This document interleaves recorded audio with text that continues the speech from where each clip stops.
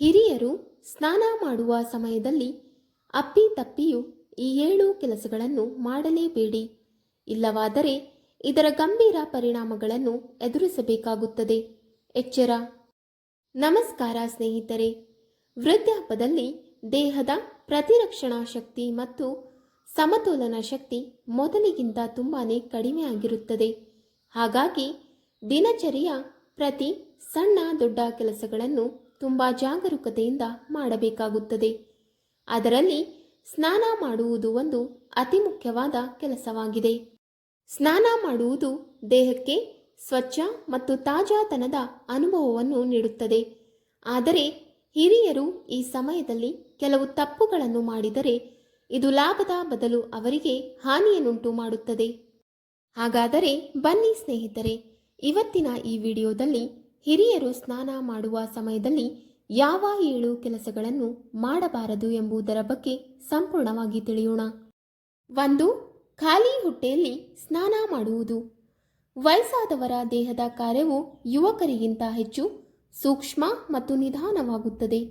ಆದ್ದರಿಂದ ಪ್ರತಿ ಕಾರ್ಯವನ್ನು ಮಾಡುವಾಗ ಅವರು ಹೆಚ್ಚುವರಿ ಜಾಗರೂಕರಾಗಿರಬೇಕು.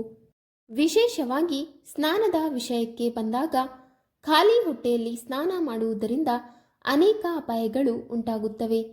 ವಯಸ್ಸಾದ ವ್ಯಕ್ತಿಯು ಏನನ್ನು ತಿನ್ನದೆ ಸ್ನಾನ ಮಾಡಿದಾಗ ದೇಹದಲ್ಲಿನ ಗ್ಲೂಕೋಸ್ ಪ್ರಮಾಣವು ಮೊದಲೇ ಕಡಿಮೆ ಆಗಿರುತ್ತದೆ. ಅಂತಹ ಪರಿಸ್ಥಿತಿಯಲ್ಲಿ ಸ್ನಾನದ ಸಮಯದಲ್ಲಿ ದೇಹದ ಉಷ್ಣತೆಯು ಬದಲಾಗುತ್ತದೆ. ರಕ್ತ ಪರಿಚಲನೆ ತ್ವರಿತ ಮತ್ತು ಸ್ನಾಯುಗಳಿಗೆ ಶಕ್ತಿಯ ಅಗತ್ಯವಿರುತ್ತದೆ. ಆದರೆ ಖಾಲಿ ಹೊಟ್ಟೆಯಿಂದಾಗಿ ದೇಹವು ಸಾಕಷ್ಟು ಶಕ್ತಿಯನ್ನು ನೀಡಲು ಸಾಧ್ಯವಾಗುವುದಿಲ್ಲ. ಇದರ ಫಲಿತಾಂಶವೆಂದರೆ ರಕ್ತದಲ್ಲಿನ ಸಕ್ಕರೆ ಇದ್ದಕ್ಕಿದ್ದಂತೆ ಬೀಳಬಹುದು. ಇದು ತಲೆ ತಿರುಗುವಿಕೆ, ದೌರ್ಬಲ್ಯ, ಬೆವರುವುದು ಅಥವಾ ಪ್ರಜ್ಞಾಹೀನತೆಯಂತಹ ಗಂಭೀರ ಪರಿಸ್ಥಿತಿಗಳಿಗೆ ಕಾರಣವಾಗುತ್ತದೆ. ಮಧುಮೇಹ ಅಥವಾ ಹೈ ಬಿಪಿ ಅಥವಾ ಲೋ ಬಿಪಿಯಂತಹ ರೋಗಿಗಳಾದ ವಯಸ್ಸಾದವರಿಗೆ ಈ ಸಮಸ್ಯೆ ಇನ್ನಷ್ಟು ಅಪಾಯಕಾರಿ. ಏಕೆಂದರೆ ಅವರ ದೇಹವು ಈಗಾಗಲೇ ಅಸಮತೋಲನದಲ್ಲಿರುತ್ತದೆ. ಆದ್ದರಿಂದ ವಯಸ್ಸಾದ ವ್ಯಕ್ತಿಯು ಬೆಳಿಗ್ಗೆ ಎಚ್ಚರವಾದ ನಂತರ ಹಣ್ಣುಗಳು, ಒಣ ಹಣ್ಣುಗಳು ಅಥವಾ ಓಟ್ಮೀಲ್ ಇತ್ಯಾದಿಗಳಂತಹ ಲಘು ಉಪಹಾರವನ್ನು ಸೇವಿಸುವುದು ಮತ್ತು 20 ರಿಂದ 30 ನಿಮಿಷಗಳ ನಂತರ ಸ್ನಾನ ಮಾಡುವುದು ಬಹಳ ಮುಖ್ಯ. ಈ ಅಭ್ಯಾಸವು ಸ್ನಾನದ ಸಮಯದಲ್ಲಿ ಅವರನ್ನು ರಕ್ಷಿಸುವುದಲ್ಲದೆ ಇಡೀ ದಿನಕ್ಕೆ ಶಕ್ತಿಯನ್ನು ಒದಗಿಸುತ್ತದೆ. 2. ತಲೆಯ ಮೇಲೆ ಒಮ್ಮೆಲೆ ನೀರು ಸುರಿಯುವುದು. ವಯಸ್ಸಾದವರ ರಕ್ತನಾಳಗಳು ಮತ್ತು ಮೆದುಳಿನ ರಕ್ತನಾಳಗಳು ವಯಸ್ಸಿಗೆ ತಕ್ಕಂತೆ ಸಾಕಷ್ಟು ಸೂಕ್ಷ್ಮ ಮತ್ತು ದುರ್ಬಲವಾಗುತ್ತವೆ. ಅವರು ಇದ್ದಕ್ಕಿದ್ದಂತೆ ಸ್ನಾನ ಮಾಡುವಾಗ ತಣ್ಣಗಾದ ಅಥವಾ ತುಂಬ ಬಿಸಿ ನೀರನ್ನು ತಲೆಯ ಮೇಲೆ ಸುರಿದಾಗ ದೇಹದ ಉಷ್ಣತೆಯನ್ನು ಇದ್ದಕ್ಕಿದ್ದಂತೆ ಬದಲಾಯಿಸುವ ಮೂಲಕ ಅದು ಮೆದುಳಿನ ಮೇಲೆ ಕೆಟ್ಟ ಪರಿಣಾಮ ಬೀಸಬಹುದು. ವಿಶೇಷವಾಗಿ ನೀರು ತಣ್ಣಗಾಗಿದ್ದರೆ ತಲೆಯ ರಕ್ತನಾಳವು ಕುಗ್ಗಬಹುದು. ಇದರಿಂದಾಗಿ ರಕ್ತದ ಹರಿವು ಇದ್ದಕ್ಕಿದ್ದಂತೆ ಅಡಚಣೆಯಾಗುತ್ತದೆ. ಈ ಪರಿಸ್ಥಿತಿಯಲ್ಲಿ ತಲೆ ತಿರುಗುವಿಕೆ, ತಲೆನೋಟ, ವಾಕರಿಕೆ, ಮೆದುಳಿನ ಪಾರ್ಶ್ವವಾಯು ಸಹ ಅಪಾಯವಾಗಬಹುದು. ಈ ಪರಿಣಾಮವು ಈಗಾಗಲೇ ಅಧಿಕ ರಕ್ತದೊತ್ತಡ, ಹೃದ್ರೋಗ ಅಥವಾ ಮೆದುಳಿಗೆ ಸಂಬಂಧಿಸಿದ ಯಾವುದೇ ಕಾಯಿಲೆಯಿಂದ ಬಳಲುತ್ತಿರುವ ವೃದ್ಧರ ಮೇಲೆ ಹೆಚ್ಚು. ಆದ್ದರಿಂದ ಸ್ನಾನವನ್ನು ಯಾವಾಗಲೂ ಪಾದಗಳಿಂದ ಪ್ರಾರಂಭಿಸಬೇಕು. ಇದರಿಂದಾಗಿ ದೇಹವನ್ನು ತಾಪಮಾನ ಬದಲಾವಣೆಗಳಿಗೆ ಸಿದ್ಧಪಡಿಸಬಹುದು. ನಂತರ ಮೊಣಕಾಲುಗಳು, ತೊಡೆಗಳು, ಹೊಟ್ಟೆ, ಎದೆ ಮತ್ತು ಅಂತಿಮವಾಗಿ ಕುತ್ತಿಗೆ ಮತ್ತು ತಲೆಯ ಮೇಲೆ ನೀರನ್ನು ಸುರಿಯಬೇಕು. ಈ ವಿಧಾನವು ದೇಹವನ್ನು ಆಘಾತಗೊಳಿಸುವುದಿಲ್ಲ ಮತ್ತು ಮೆದುಳಿನ ಮೇಲೆ ಹಠಾತ್ ಒತ್ತಡವಿರುವುದಿಲ್ಲ. ಅಂತಹ ಸಣ್ಣ ಬದಲಾವಣೆಗಳನ್ನು ಅಳವಡಿಸಿಕೊಳ್ಳುವ ಮೂಲಕ ವಯಸ್ಸಾದ ಜನರು ಸ್ನಾನವನ್ನು ಸುರಕ್ಷಿತ ಮತ್ತು ಆರೋಗ್ಯಕರವಾಗಿರಿಸಬಹುದು. 3. ಯಾವುದೇ ಆಶ್ರಯವಿಲ್ಲದ ಸ್ನಾನಗೃಹ. ಹಿರಿಯರು ವಯಸ್ಸಾದಂತೆ ಅವರ ದೈಹಿಕ ಸಮತೋಲನವು ಕ್ರಮೇಣ ದುರ್ಬಲಗೊಳ್ಳಲು ಪ್ರಾರಂಭಿಸುತ್ತದೆ. ಮೂಳೆಗಳ ಶಕ್ತಿ ಕಡಿಮೆಯಾಗುತ್ತದೆ, ಸ್ನಾಯುಗಳು ಸಡಿಲಗೊಳ್ಳಲು ಪ್ರಾರಂಭಿಸುತ್ತವೆ ಮತ್ತು ರಕ್ತನಾಳಗಳ ವೇಗವು ಕಡಿಮೆಯಾಗುತ್ತದೆ.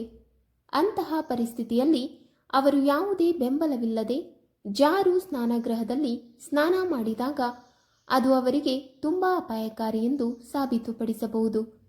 ವಿಶೇಷವಾಗಿ ಸ್ನಾನಾಗೃಹದಲ್ಲಿ ಹ್ಯಾಂಡಲ್ ಅಥವಾ ಯಾವುದೇ ಬೆಂಬಲವಿಲ್ಲದಿದ್ದಾಗ ಬೀಳುವ ಸಾಧ್ಯತೆಗಳನ್ನು ಹೆಚ್ಚಿಸುತ್ತದೆ. ಸಾಧಾರಣ ಜಾರು ಅವರಿಗೆ ತೀವ್ರವಾದ ಗಾಯ ಅಥವಾ ಮೂಳೆ ಮುರಿತಕ್ಕೆ ಕಾರಣವಾಗಬಹುದು. ಇದು ಕೆಲವೊಮ್ಮೆ ಮಾರಕವಾಗಬಹುದು. ಅಲ್ಲದೆ ನಡೆಯಲು ಅಥವಾ ನಿಲ್ಲುವಲ್ಲಿ ತೊಂದರೆ ಇದ್ದರೆ ವಿಶೇಷ ಸ್ನಾನಗೃಹದ ಕುರ್ಚಿಗಳು ಅಥವಾ ಸ್ನಾನಕ್ಕಾಗಿ ಪ್ಲಾಸ್ಟಿಕ್ ಚೇರ್ ಬಳಸುವುದು ಸುರಕ್ಷಿತ ಮತ್ತು ಅನುಕೂಲಕರ ಅಳತೆಯಾಗಿದೆ. 4. ಸ್ನಾನ ಮಾಡಿದ ಕೂಡಲೇ ಫ್ಯಾನ್ ಅಥವಾ ಎಸಿ ಮುಂದೆ ನಿಲ್ಲುವುದು.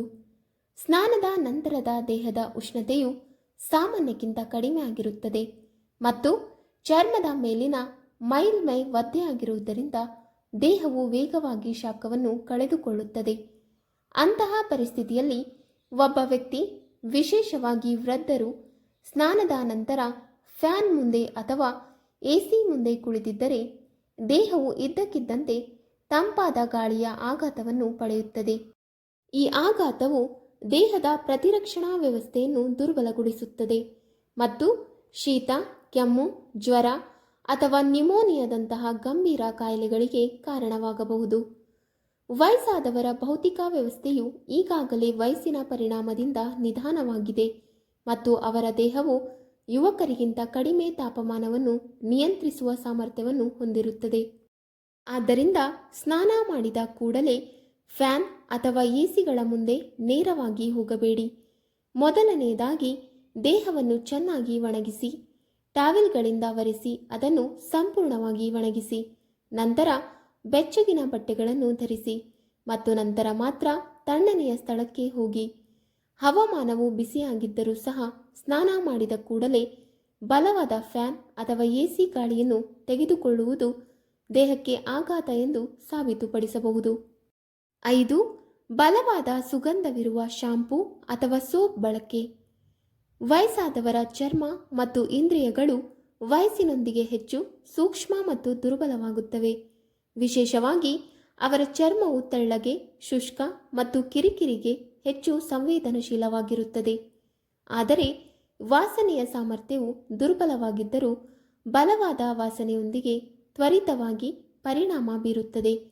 ಬಲವಾದ ಸುಗಂಧ ಶಾಂಪುಗಳು ಅಥವಾ ಸಾಬೂನುಗಳನ್ನು ಹೆಚ್ಚಾಗಿ ಕೃತಕ ಸುವಾಸನೆ ಮತ್ತು ರಾಸಾಯನಿಕಗಳೊಂದಿಗೆ ಬೆರೆಸಲಾಗುತ್ತದೆ.